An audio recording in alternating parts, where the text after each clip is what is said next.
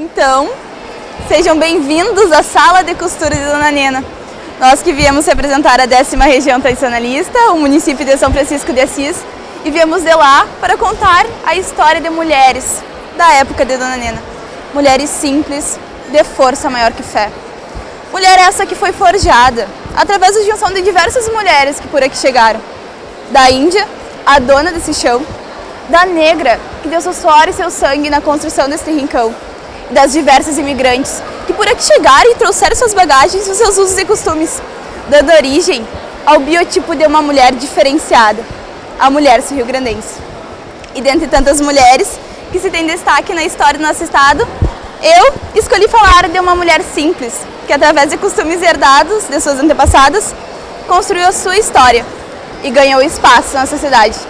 Então hoje, com muito orgulho, eu lhes apresento a costureira, a mulher que construiu a sua vida através de um fio. Durante o século XIX para o século XX, a gente tinha uma sociedade que era completamente machista, onde não importava na vida das moças se elas tinham uma boa educação ou se elas iam exercer uma boa profissão, mas sim serem aptas a trabalhos manuais a fim de arrumar um bom partido, um bom casamento. E esses trabalhos manuais, eles eram rotina na vida dessas mulheres que eram passados de geração em geração. E dentre eles a costura, onde a menina começava a dar seus primeiros pontos ainda na infância, costurando e remendando roupas para suas bonecas. E para a gente ter uma ideia de quanto costurar era hábito e rotina na vida dessas mulheres, todas as famílias que possuíam condições financeiras presenteavam suas filhas como parte de seu enxoval, como máquina de costura, independentemente se ela sabia costurar ou não. Já as mulheres mais pobres, elas acabavam fazendo tudo manualmente, muitas vezes chegando a desmanchar roupas que já estavam gastas e assim fazendo roupas novas com os mesmos panos. Já as famílias que possuíam mais poder aquisitivo, perante a sociedade, elas tinham a costureira como mais uma de suas empregadas, assim costurando para suas casas. E era comum entre as mulheres daquela época adquirir uma ou duas peças de tecido e assim com a mesma estampa fazer a roupa para toda a família. E esses tecidos eles eram adquiridos pelos viajantes, popularmente conhecidos como mascates, que vendiam a peça, o metro e os retalhos. Os retalhos elas utilizavam para remendar as bombachas, porque naquela época só se jogava uma bombacha fora quando não se via mais lugar para botar retalho. E um ponto muito importante da história da costura aconteceu dentro da história do Rio Grande do Sul, dentro da Revolução Farroupilha, pois tendo dois lados, a gente tinha dois tipos de costura diferentes. As vivandeiras, mulheres que acompanharam os heróis farroupilhas durante toda a Revolução, assim muitas vezes esperando até o final das batalhas para recolherem as roupas dos que tinham ficado mortos e remendarem para os que ainda tinham ficado vivos. E as costureiras do Exército Imperial, costureiras que sempre foram reconhecidas na sociedade, tiveram o auxílio da máquina de costura e sempre foram recompensadas pelos seus trabalhos feitos.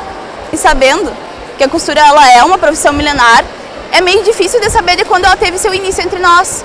Mas os primeiros equipamentos que surgiram foram agulhas, feitas de ossos de marfim. Mas, é claro, há mais de 300 mil anos que deu início à costura primordial. E com o passar do tempo e com a Revolução Industrial, surgiram as primeiras máquinas de costura. A primeira máquina de costura foi esta, tocada à mão, uma invenção de Thomas Singer. E depois veio essa, que foi tocada a pedal, veio para facilitar a vida das mulheres. E é do nosso conhecimento que a energia elétrica, durante muito tempo, ela foi limitada. Assim, chegando a ser tido como ter sempre que arrumar um auxílio para costurar. E para não perder no trabalho, elas costuravam utilizando lampiões. E assim, a mulher que durante várias décadas e por várias gerações, ela foi criada e educada para as vidas domésticas, ela transformou algo de sua rotina em uma profissão. Ela se adaptou e com aqueles primeiros pontos dados na infância, foi construindo a sua história, fio a fio, ponto a ponto, passando a ter uma fonte de renda e ser reconhecida na sociedade, conquistando o seu espaço. Eu realizei a minha entrevista de campo com costureiras de São Francisco de Assis, de diferentes bairros e distritos. E dentre prosas e relatos, eu trago aos senhores o relato de Dona Elir Frel, que costurou a história de muitas mulheres durante muito tempo, e que no meio de linhas e agulhas encontrou seu amor, seu bom filho que também era alfaiate, e que passou a costurar lado a lado durante 47 anos. E dentre relatos e prosas, conversando com elas, elas me contaram que elas faziam seus moldes utilizando papel pardo que nem Dona Marlene, que nunca se perdia porque ela botava um retalho da primeira roupa que ela tinha feito com este. E também ela tinha um caderninho, que era para as peças complicadas, onde ela anotava tudo. Que nem saia, godê poncho, vestido, e ela me cedeu para me trazer até os senhores, porque ela dizia que ela não sabia fazer sem olhar nesse caderninho. Já a Dona Nedori, ela preferia fazer seus moldes utilizando gabarito, que é uma prática mais complicada, utilizar o gabarito, mas ela sentia que ela nunca se perdia. Este gabarito aqui, não sei se os senhores conhecem, é de uma manga.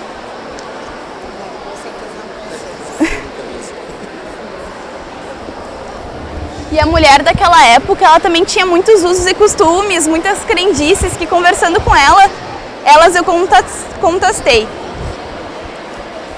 Que, por exemplo, quando um parente morria, era comum entre elas fazerem a roupa do luto durante toda a madrugada. Assim, chegando a passar noites para ter a roupa de vestir na hora do velório. Que nem essa que trago à exposição, que foi uma das minhas entrevistadas que fez para o velório do seu cunhado.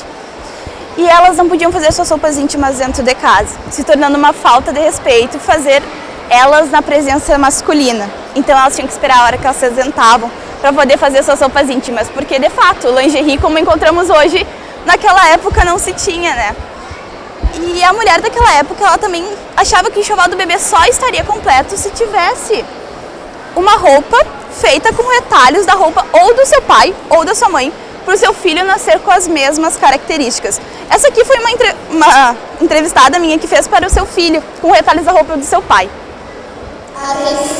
E o Rio Grande do Sul, ele tem uma característica que é muito peculiar, que é muito nossa, que só podemos usar a nossa piucha, a nosso gostinho, a nosso jeitinho, se mandarmos fazer em uma costureira, pois não tem nenhuma loja que venda dentro das diretrizes do MTG. E baseada nisso, fui procurar. Então achei uma costureira, que foi uma das minhas entrevistadas, que costura dentro das diretrizes do MTG, Dona Berenice Alves, que costura já há uns 5 anos dentro das diretrizes propostas pelo MTG. E me conta que na Semana Farroupilha ela fica tão cheia de encomendas que passa madrugadas costurando. Mas que pra ela isso não é problema, porque a maior conquista dela, a maior gratificação dela é chegar num baile e ver quase todos os vestidos feitos por ela.